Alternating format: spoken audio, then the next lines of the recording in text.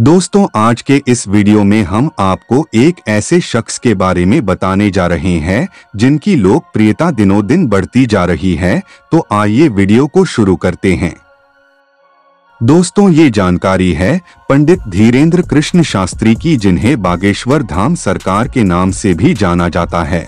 आपको बता दें कि बागेश्वर धाम के महाराज धीरेंद्र कृष्ण को हनुमान जी का लोक अवतार माना जाता है और इनके प्रति लोगों के मन में बहुत श्रद्धा है।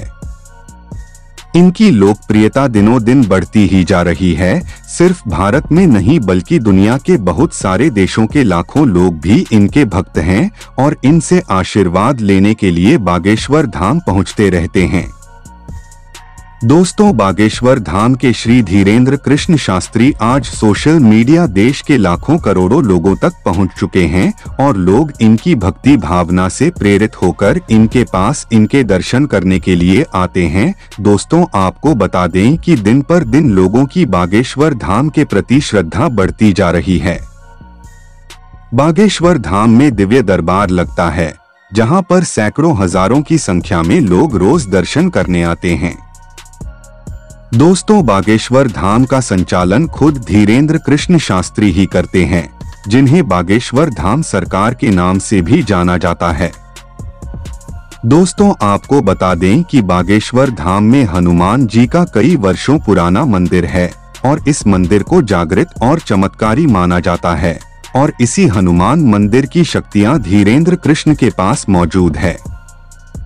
दोस्तों, बागेश्वर धाम के धीरेंद्र कृष्ण हनुमान जी के बड़े भक्त हैं। हनुमान जी की पूजा निरंतर रूप से करते हैं और इन्हें हनुमान जी से कुछ चमत्कारी शक्तियां भी प्राप्त हैं, जिनका इस्तेमाल वे लोगों की समस्याओं को सुलझाने के लिए करते हैं।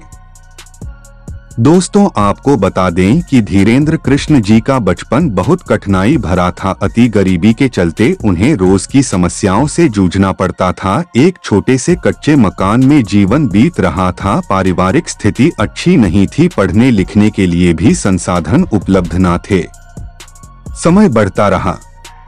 वे बताते हैं कि जब उनकी बहन का विवाह होना था, तब उनकी आर्थिक स्थिति खराब होने के कारण संकट गहरा गया था।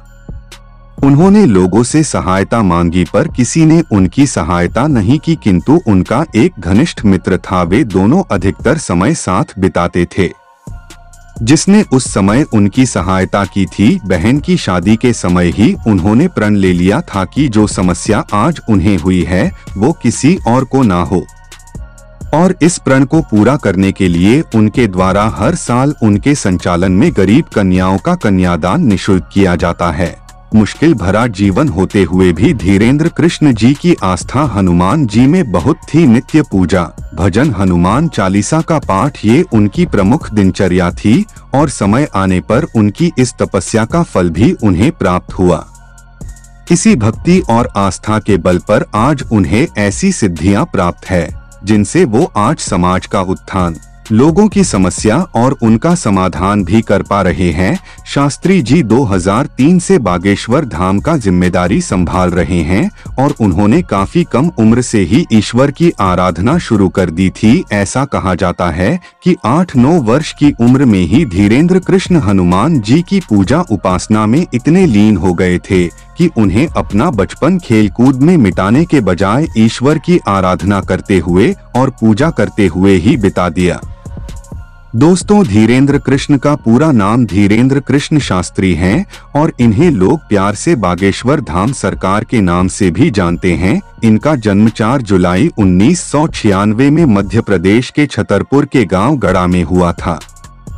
दोस्तों, पंडित धीरेंद्र कृष्ण के बारे में ऐसा कहा जाता है कि यह अपने भक्तों के दुख, कष्ट और समस्याओं को उनके बोलने से पहले ही जान लेते हैं और उन समस्याओं का हल भी निकाल कर बता देते हैं। दोस्तों, बागेश्वर धाम और धीरेंद्र कृष्ण की सच्चाई को लेकर काफी लोगों ने और कई टीवी चैनल वालों ने उनका साक्षात्कार किया, लेकिन वह धीरेंद्र कृष्ण को गलत साबित नहीं कर पाए। धीरेंद्र कृष्ण बागेश्वर धाम सरकार की प्रसिद्धि दिन पर दिन बढ़ती जा रही है और भारत में ही नहीं बल्कि विदेशों में भी उनके लाखों भक्त हैं, जिनकी समस्या और कष्टों को शास्त्री जी दूर कर रहे हैं। और अपने भक्तों की सहायता के लिए सदैव तत्पर रहते हैं। दोस्तों, आपको बता दें कि बागेश्वर धाम मध्य प्रदेश के छतरपुर जिला में गढ़ा गांव में स्थित है और यहाँ पर हनुमान जी का एक सिद्ध और वर्षों पुराना मंदिर है। इस धाम में लोग देश विदेश से दूर दूर से आते हैं और मंगलवार व शनिवार के दिन धाम आकर अपनी अर्जी लगाते हैं। दोस्तों, आपको बता दें कि मंगलवार का दिन अर्जी लगाने का विशेष दिन होता। इस दिन लाखों की संख्या में लोग धाम पर आकर अर्जी लगाते, क्योंकि माना जाता है कि मंगलवार हनुमान जी का विशेष दिन होता है। दोस्तों, जैसा कि हमने आपको बताया कि बागेश्वर धाम में अर्जी लगाने के लिए लोग बहुत दूर दूर से आते हैं और ऐसी मान्यता है, यहाँ पर जो भी अर्जी लगाता है उसकी मनोकामना जरूर पूरी होती है। अर्जी लगाने के लिए लोग यहाँ पर एक नारियल को लाल कपड़े में बांधकर यहाँ के मंदिर में लटका देते हैं और नारियल बांधने के बाद 21 बार इस मंदिर की परिक्रमा भी करते हैं। लोगों का मानना है कि एक बार जिसने यहाँ अर्जी लगा दी उसकी कामना हनुमान जी की दया से जरूर पूरी होती है और उसके सारे काम बन जाते हैं। इसके साथ ही यहाँ पर शास्त्री जी के उपलब्ध होने पर मंगलवार के दिन धाम पे दरबार भी लगाया जाता है और भक्तों की समस्याओं को सुना व उसका समाधान भी किया जाता है।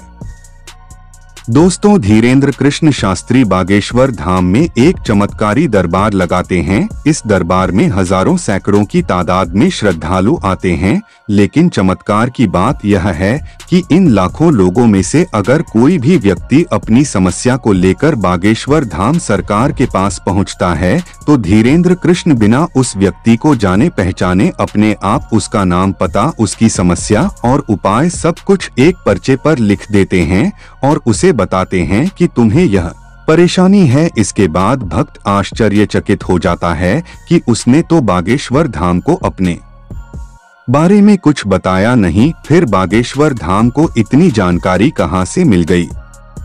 दोस्तों, यदि आपको भी कोई गंभीर समस्या है तो आपको भी एक बार बागेश्वर धाम जाकर अर्जी जरूर लगानी चाहिए।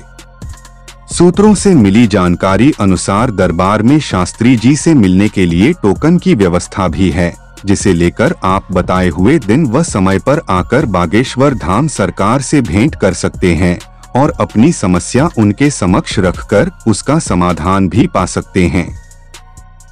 दोस्तों, धीरेन्द्र कृष्ण जी के भक्त सिर्फ हमारे देश भारत में ही नहीं बल्कि पूरी दुनिया में फैले हुए हैं। धीरेन्द्र कृष्ण कुछ दिन पहले ब्रिटेन के भ्रमण पर गए थे, जहां पर ब्रिटेन के लोगों द्वारा उनका भव्य स्वागत किया गया और उन्हें 3 महत्वपूर्ण पुरस्कारों से भी नवाजा गया, जिनमें है Sant Shiromani world book of London और वर्ल्ड बुक ऑफ यूरोप है।